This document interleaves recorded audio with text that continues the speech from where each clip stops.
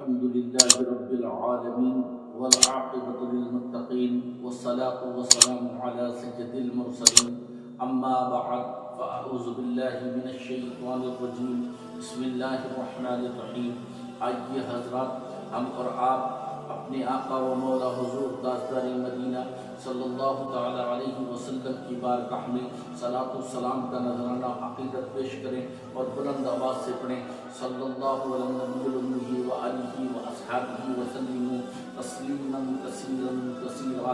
عزیزان ملت اسلامیہ، آئیے میں آج آپ کو حضرت بابا فرید الدین دل شکر رحمۃ اللہ تعالی علیہ اجمعین کی بارگاہ میں لیے چلتا ہوں اور آپ کے بارے میں بتاتا ہوں۔ عزیزان ملت اسلامیہ، جب آپ چھوٹے بچے تھے بچپن کا زمانہ تھا، تب آپ کی والدہ نے آپ سے کہا، اے بیٹے بابا فرید الدین، نماز ادا کیا کرو، نماز پڑھا کرو۔ عزیزان ملت اسلامیہ، آپ اپنی والدہ سے کہتے ہیں، امی جان نماز پڑھنے سے کیا ہوگا؟ تو آپ کی والدہ فرماتی ہیں، اے بیٹے اگر آپ نماز پڑھو گے تو اللہ تبارک و تعالیٰ تمہیں شکر دے گا۔ عزیزان ملت اسلامیہ، آپ شکر کی امید میں نماز پڑھنا شروع کر دیتے ہیں۔ عزیزان ملت اسلامیہ، اب آپ کا عمل کیا ہے کہ ظہر کا وقت آتا ہے تو نماز پڑھتے ہیں، عصر کا وقت آتا ہے تو نماز پڑھتے ہیں، اور مغرب کا وقت آتا ہے تو نماز پڑھتے ہیں، عشاء کا وقت آتا ہے نماز پڑھتے ہیں، فجر کا وقت آتا ہے نماز پڑھتے ہیں۔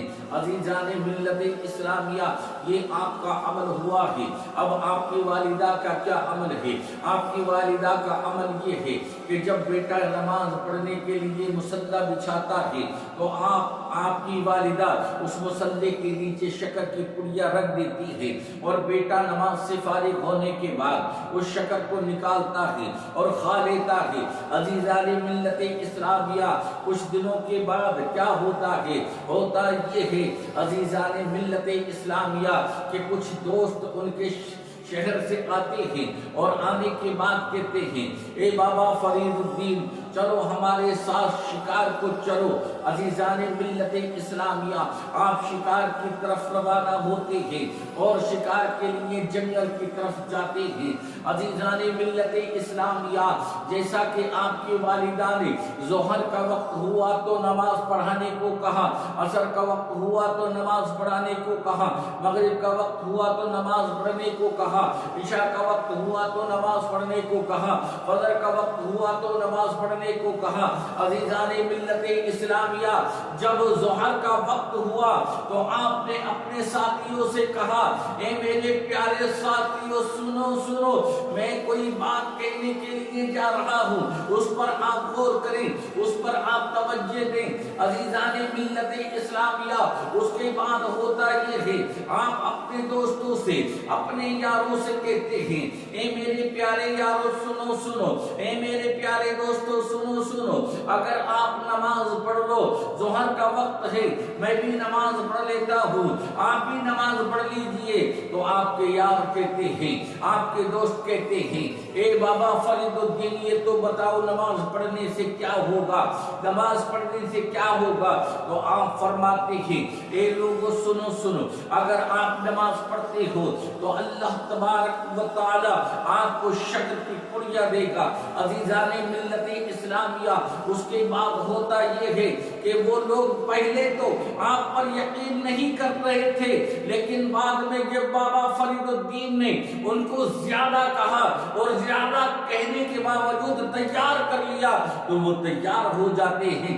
عزیزان ملت اسلامیہ، اس کے بعد کیا ہوتا ہے؟ اس کے بعد سب لوگ اپنی جانماز بچھا لیتے ہیں، اپنے رومال بچھا لیتے ہیں اور نماز پڑھنے کے لیے تیار ہو جاتے ہیں۔ عزیزان ملت اسلامیہ، ادھر بیٹا نماز پڑھ رہا ہے، بیٹا اپنے یاروں کے ساتھ، اپنے دوستوں کے ساتھ جنگل میں نماز پڑھنے کے لیے تیار ہو گیا ہے، اور گھر میں بابا فرید الدین کی ماں اپنے ہاتھوں کو دعا کے لیے اٹھا لیتی ہے، اپنے ہاتھ اللہ کی بارگاہ میں بلند کرتی ہے اور کہتی ہے، یا اللہ میری لاج تیرے ہاتھ ہے، جب تک میرا بیٹا میرے پاس تھے، جب تک میرا بیٹا میرے پاس تھا میں نے شکر کی پڑیا دے دے کر اس کو نماز پڑھانے کی عادت ڈال دی تھی۔ یا اللہ آج میرا بیٹا مجھ سے دور ہے، جنگل میں ہے، کہیں ایسا نہ ہو کہ میرا عقبہ کھل جائے، آج میری لاج تیرے ہاتھ ہے۔ یا اللہ کہیں میرا عقبہ نہ کھل جائے، میرا راز نہ کھل جائے، اگر میرا راز کھل گیا تو کہیں ایسا نہ ہو کہ میرا بیٹا نماز کی طرف جائے نہیں، نماز اللہ نماز چھوڑ دے۔ یا اللہ میری لاج تیرے ہاتھ ہے۔